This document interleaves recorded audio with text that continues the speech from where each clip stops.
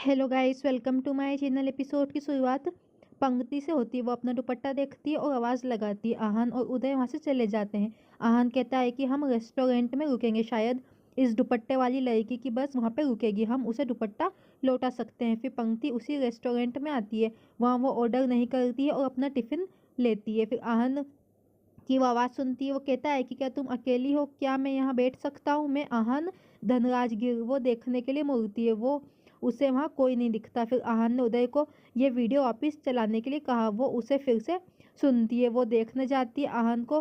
फिर जेडी का फ़ोन आ जाता है और वो चला जाता है। पंक्ति फिर उसका दुपट्टा देखती है और फिर उठ के आती है। वो फिर उदय से पूछती है कि वो कौन था। उदय कहता है कि वो आहान है और तुम। वो कहती है कि मुझे दुपट्टा चाहिए। वो उसे जल्दबाजी में गाड़ी ना चलाने के लिए कहती है। कोई ना कोई बस में यात्रा करने वाले हर किसी का वेट करते हैं। उदय उसे दुपट्टा देता है और फिर वो जाती है। आहान कॉल पर रहता है। उदय कहता है कि उसने आहान के शब्दों को कहा। आहान कहता है कि मुझे जाना होगा, माफ़ करना, मैं आपके लिए एक सरप्राइज़ दूंगा। फिर जेडी कहता है कि तुम मुझे क्या सरप्राइज़ दोगे, मुझे बताओ। आहान कहता है कि मेरे गाने के बोल में पंक्ति है। जेडी फिर कुछ सुन नहीं पाता है और फिर आहान कॉल रख देता है। जेडी कहता है कि मैं आपको आहान को सरप्राइज़ देने की तैयारी करूंगा। आहान कहता है कि नेटवर्क चला गया। वो उदय के पास जाता है।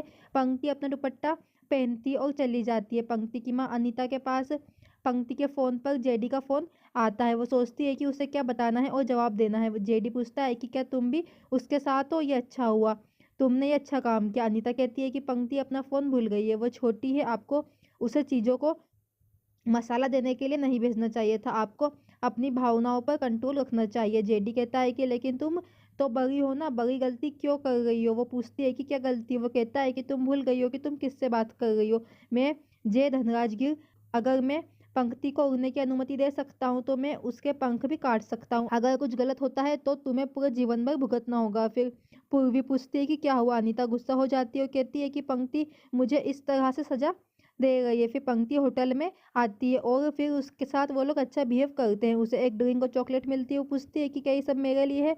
फिर वो कहते हैं कि हाँ, ये तुम्हारे लिए है। पंक्ति ने उन्हें धन्यवाद दिया।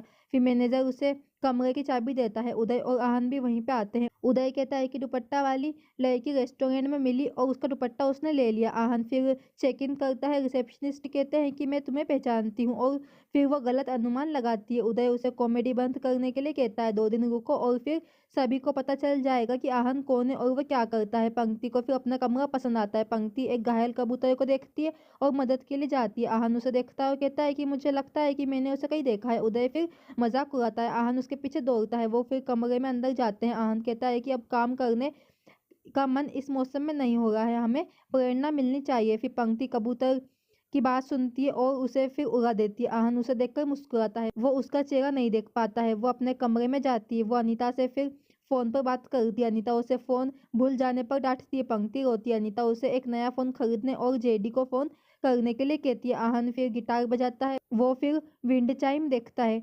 उदय उसे गाने पर ध्यान केंद्रित करने के लिए कहता है। आहान कहता है कि हाँ, लेकिन पहले। उदय कहता है कि एक दमदार कॉफ़ी। आहान फिर हंसता है। वो फिर घुंघरू की आवाज़ सुनता है और सोचता है कि क्या ये उस लड़की की दुपट्टे की आवाज़ है जिसके दुपट्टे पे घुंघरू लगे थे। पंक्ति ऊपर खड़ी होती है।